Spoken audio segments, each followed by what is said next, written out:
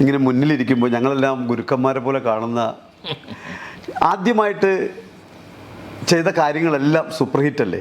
എൻ്റെ അങ്ങനെ അറിയാം. എനിക്ക് മനസ്സിലായിട്ടുണ്ട്. ഇക്ക ചെയ്ത തിരക്കഥയാണെങ്കിലും സിനിമകളാണെങ്കിലും കലാഭവനിലേക്കുള്ള വരവാണെങ്കിലും എല്ലാം ആദ്യത്തെ ഒരു സൂപ്പർ ഹിറ്റിലൂടെ തന്നെയൊക്കെ വന്നത്. ആദ്യം അഭിനയിക്കുന്നത് പോക്കുവെയിലാണ്. പോക്കുവെയിൽ അത് സൂപ്പർ ഹിറ്റ് ഇതല്ലേ, വേൾഡ് വൈഡ്. ആദ്യം കഥ എഴുതുന്നത് മിമിക്സ് പരേഡാണ്. മിമിക്സ് പരേഡ് ആദ്യം കഥ എഴുതിയത്. അതെ, ആദ്യം തിരക്കഥ എഴുതുന്നത് മാനത്തക്കൊട്ടാരാണ്. അതും സൂപ്പർ പടമായിരുന്നു. ആദ്യം ഡയറക്റ്റ് ചെയ്യുന്നത് കിരീടമില്ലാത്ത അയക്കന്മാരാണ്. അടിപൊളി.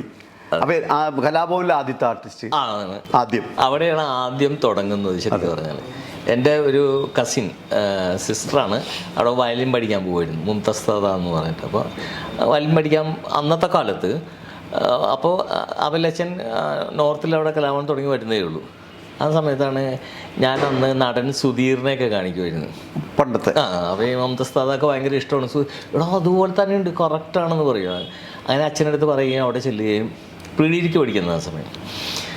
അപ്പോൾ അച്ഛനെ ഇതൊക്കെ സുധീറിനെ കേൾപ്പിച്ചു കൊടുത്തു. അച്ഛനുണ്ടാ സുധീറിനെ അറിയുന്നത്, പ്രേംനസീർ അറിയില്ല, അങ്ങനത്തെ ആളാണ്. അറിയില്ലേ? അമ്പിളിച്ചേട്ടൻ ജഗതിച്ചേട്ടൻ അവിടെ പ്രാവശ്യം ഡബ് ചെയ്യാൻ പോയി, അവിടെ മുകളിൽ തീർത്തിട്ടുണ്ടായിരുന്നു. അപ്പോൾ അതാരാ എന്ന് ചോദിച്ചാൽ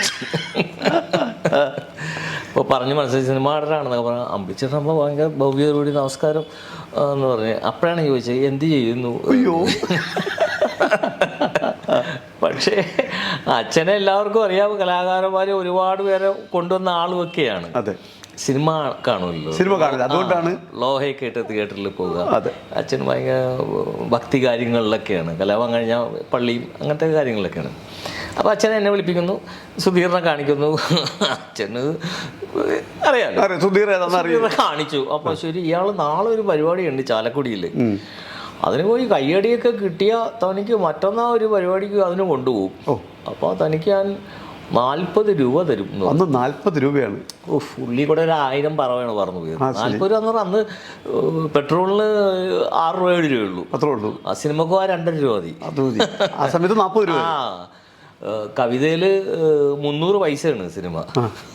പിറ്റേ ദിവസം ചെന്നപ്പം വയലിൻ്റെ ശബ്ദം കിടക്കിടക്ക് തവല ഇതൊക്കെ ശബ്ദം കേൾക്കുന്നുണ്ട്. അപ്പോൾ ഉണ്ട് സൂപ്പർ സ്റ്റാർ തമിഴ് പാടുന്ന ജോണി, മലയാളം പാട്ടുന്ന കൊച്ചിൻ ഇബ്രാഹിം, മോഹൻ, ഇങ്ങനെയുള്ള പാട്ടുകാരൊക്കെ നിൽക്കുന്നു. ഇവരെയൊക്കെ പരിപാടികൾ ഈ ടൗൺ ഹാളിലൊക്കെ വരുമ്പോൾ പോയി ഇടിച്ചു പോയി കാണുന്നത് ഞാനൊക്കെ. പീറ്ററൊക്കെയാണ് കലാവിൽ ഞാൻ ചെന്നപ്പോൾ കാണുന്നത്. അപ്പോൾ തന്നെ ഉള്ളു കിട്ടില്ല ചോണി, ഇത്രയും ഫേമസ് ആയിട്ടുള്ള ആൾക്കാരുടെ കൂടെ പോകണ്ടേ. അങ്ങനെ കലാ ഓഡിറ്റോറിയത്തിൽ പരിപാടിക്ക് പോയി. അന്ന് ഞാൻ കാണിക്കുന്നത് മോഹൻ, ചട്ടക്കാരിയിലെ മോഹൻ, മാളച്ചേട്ടനൊക്കെ ഉണ്ടെന്നുണ്ടാകുന്നു. സുധീർ, മാളച്ചേട്ടനൊന്നും ആയിട്ടില്ല, സുധീർ ഒക്കെയാണ് കാണിക്കുന്നത്. നല്ല കൈയടി കിട്ടുമെന്ന് എനിക്ക് ഉറപ്പുണ്ടായിരുന്നു. കാരണം ആജിസ് സ്കൂളിലൊക്കെ വെച്ച് ഇങ്ങനെ മിമിക്രി കാണിച്ച് അന്ന് കൈയടിയൊക്കെ കിട്ടും. കൊച്ചി തുറമുഖ തൊഴിലാളി യൂണിയൻ എന്ന് പറഞ്ഞൊരു വലിയ പരിപാടി ഉണ്ട്. 63 പേര് പങ്കെടുത്ത പരിപാടിയിൽ എനിക്ക് ഫസ്റ്റ് കിട്ടി. സമ്മാനം തന്നത് കൊച്ചിൻ അനീഫയാണ്. അങ്ങനെ ഫസ്റ്റ് കിട്ടി. പിറ്റേ ദിവസം എന്നോട് അച്ഛൻ പറഞ്ഞു, നാളെ എന്നാൽ ചങ്ങനാശ്ശേരി പരിപാടിക്ക് പോയിക്കോ, കയ്യോടി കിട്ടിയതൊക്കെ പറഞ്ഞ് 40 രൂപ എടുത്ത് ആദ്യമായിട്ട് തരികയാണ്. അതൊരാദ്യമാണ്. ആദ്യം പ്രതിഫലം കിട്ടുന്ന അച്ഛൻ്റെ ഇതാണ്. അങ്ങനെ ചങ്ങനാശ്ശേരി പോയി ആദ്യമായിട്ടൊരു സിനിമ നടനെ കാണണം. അവിടെ വെച്ചാൽ ആദ്യമായിട്ട് ആരാണെന്ന് അറിയോ? ആലമൂടൻ. ചങ്ങനാശ്ശേരി പള്ളി ചെന്നപ്പോൾ ആലമൂടൻ ഉണ്ടായിരുന്നു. പിന്നീട് ആലോചിക്കുന്ന അദ്ദേഹത്തിന് നായകനാക്കി എനിക്ക് സിനിമ ചെയ്യാൻ പറ്റി. കാസർഗോഡ്. ഇപ്പോൾ അൻസാർക്ക് ഉള്ള സമയത്തുള്ള കലാകാരന്മാരൊക്കെയായിരുന്നു? അങ്ങനെ മിമിക്രി എന്ന് പറഞ്ഞിട്ട് സംഭവം ഇല്ല. അന്ന് യൂണിവേഴ്സിറ്റിയിൽ കമൻട്രി അവതരിപ്പിച്ച ഈ സാമ്യവാര മലക്ക് പോകുന്നതിനെ കുറിച്ചുള്ളൊരു കമൻട്രി വർക്കിച്ചൻപേട്ട അനൗൺസ്മെൻറ്റും കാര്യങ്ങളായിട്ടൊക്കെ നിൽക്കുന്നത്. അപ്പോൾ എനിക്ക് ഈ പോക്കുവെയിലിൻ്റെ കാര്യം പറഞ്ഞില്ലേ, പോക്കുവെയിലിൽ താടിയൊക്കെ വെച്ച് ഫോട്ടോ അന്ന് മോണാക്ടിന് ഫസ്റ്റ് മാരാസിൽ നിന്ന് കിട്ടിയപ്പോൾ, മാരാസ് കോളേജിൽ യൂണിവേഴ്സിറ്റി കോമ്പറ്റീഷൻ കിട്ടിയപ്പോൾ എൻ്റെ ഫോട്ടോ എല്ലാത്തിലും അടിച്ചു വന്നു. ഈ വീക്ഷണം എന്നൊക്കെ പറഞ്ഞ പത്രത്തിൽ വീക്ഷണം എന്ന് എഴുതിയതിന് നേരെ താഴെ എൻ്റെ ഫോട്ടോ ആണ്. ഇന്ദിരാഗാന്ധിയുടെ ഫോട്ടോ പറഞ്ഞ മാതിരി ഇന്ത്യൻ എക്സ്പ്രസ്സും മനോരമ മാതൃഭൂമി എല്ലാത്തിലും വന്നു. അങ്ങനെ എനിക്കൊരു ടെലഗ്രാം വരികയാണ്, റീച്ച് ഹോട്ടൽ നികുന്തം Trivandrum, general pictures, director Aravindan. ഞാൻ വിചാരിച്ച ആരോ കളിയാക്കാൻ വേണ്ടിയാണെന്നുള്ളത്. അപ്പോൾ നോക്കുമ്പോൾ ഇത് സീരിയസ് ആണ് സംഭവം. അങ്ങനെ ഇവിടുന്ന് പോയി തിരുവനന്തപുരത്ത് പോയി ഹോട്ടൽ നികുഞ്ചം വഴുതക്കാട് ഹോട്ടൽ നികുഞ്ചം. നമ്മുടെ ശ്രീമൂലം ക്ലബിൻ്റെ ഒക്കെ അടുത്തായിട്ടാണ്. ഓക്കെ. അവിടെ ചെന്ന് ഓട്ടോറിക്ഷയിൽ ഇറങ്ങി നേരെ ചെല്ലുമ്പോൾ തന്നെ ഡോർ കാണാം ഹോട്ടൽ നികുഞ്ചത്തിൽ. 4-5 പേരാത്തിരിപ്പുണ്ട്. ഞാൻ ബെല്ലടിക്കുന്നു. അപ്പോൾ പുറത്ത് ഒരു സ്കൂട്ടറും 2 പേരും അവിടെ നിൽപ്പുണ്ട്. ചെന്ന് ബെല്ലടിച്ചു. തോന്നി ചെന്ന് കണ്ടത് തന്നെ അരവിന്ദൻ മാഷിന് പോവുകയാണെന്ന് താടി നിറയിക്കൊണ്ടിരിക്കുന്നത്. ഞാൻ പറഞ്ഞു അൻസാർ. ആ മനസ്സിലായി. അപ്പോൾ തൊട്ടടുത്തിരിക്കുന്ന ജഗന്നാഥൻ എന്ന് പറയുന്ന മരണപ്പെട്ടു പോയി ജഗന്നാഥൻ ചേട്ടൻ. ഓക്കെ. ഉണ്ട്. വേറെ ജനറൽ പിക്ചേഴ്സ് പ്രൊഡ്യൂസർ രവി അടുത്ത് മരിച്ചുപോയ ഉണ്ട്. അപ്പോൾ പുള്ളി അൻസാർ അല്ലേ, എന്താണ് കാണിച്ചത് മോണാക്ടിന് എന്ന് പറഞ്ഞു. ഞാൻ പറഞ്ഞത് നവരസങ്ങൾ എന്നാണ് എന്ന് പറഞ്ഞു. ഇതിലൊരു നെക്സലൈറ്റിൻ്റെ ക്യാരക്ടറുണ്ട്. നെക്സലിൻ്റെ ക്യാരക്ടർ ഉണ്ടെന്ന് പറഞ്ഞു കഴിഞ്ഞാൽ പിന്നെ അരമണിക്കൂർ മിണ്ടൂല. അതായിട്ട് അരമണിക്കൂർ കഴിഞ്ഞിട്ടേ പറയുള്ളൂ. അപ്പോൾ അത് ചെയ്യണം, ഒന്ന് കാണിച്ച്. അപ്പോൾ ഞാൻ അഭിനയിച്ച് കാണിച്ചു. ഓക്കെ. March 15 shooting. ഡേറ്റ് അങ്ങോട്ട് ഓക്കെയാണ്. അങ്ങനെ അത് പുറത്തേക്ക് ഇറങ്ങി. അപ്പോൾ ആ സ്കൂട്ടറിൻ്റെ അടുത്ത് 2 പേര് നിന്നിരുന്നു പറയില്ലേ. അത് എനിക്ക് ആദ്യം പറഞ്ഞപ്പോൾ ഒന്ന് സ്ട്രൈക്ക് ചെയ്ത് ആരാന്നുള്ളൊരു ക്യൂരിയോസിറ്റിൻ്റെ ഉള്ളിലുണ്ട്. ആണല്ലേ. ചെറിയ ഹിന്ദി തന്നിട്ട് പോയത്.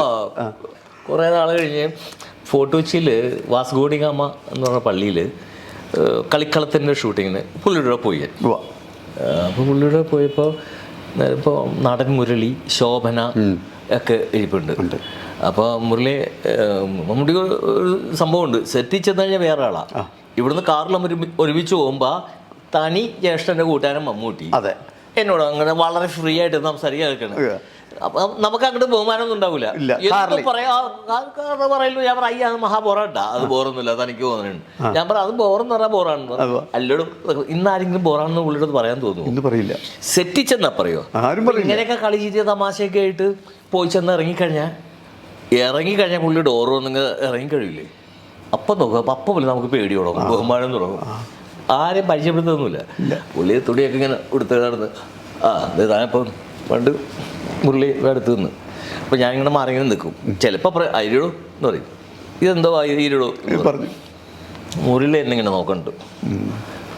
മരിച്ചുപോയെന്നാണ് മുരളി. അപ്പോൾ അമ്മൂട്ടടുത്ത് പറഞ്ഞേ, ഇയാളാണ് എൻ്റെ റോള് തട്ടിത്തെറിപ്പിച്ച ആള്. പണ്ട് പോക്കുവെയിൽ നക്സലൈറ്റായിട്ട് അഭിനയിക്കേണ്ടതാ ഞാൻ. അപ്പോൾ ആ സ്കൂട്ടറിൻ്റെ അടുത്ത് ഒന്ന് മുരളി. പിന്നെ സ്കൂട്ടറിന് മറ്റേ ആൾ അറിയണ്ടേ. അയാൾ തിരനോട്ടൊന്നും പണ്ട് സിനിമയിൽ അഭിനയിച്ച് നിൽക്കുന്ന കാലമാണ്. പുള്ളിയുടെ പേര് മോഹൻലാൽ. അത് എന്തായാലും ക്ലൈമാക്സ് എന്തായാലും ഞെട്ടി. ഞാനിങ്ങനെ ആരായിരിക്കും ഇങ്ങനെ ഓർത്തിരുന്നോ. അതെ, മുരളിയും മോഹൻലാൽ. പിന്നെ അതിനുശേഷം പിന്നെ പൂവേ പുലി പൂവേ എന്ന് പറഞ്ഞൊരു സിനിമയിൽ എന്നെ നായകനായിട്ട് സെലക്ട് ചെയ്യുന്നു.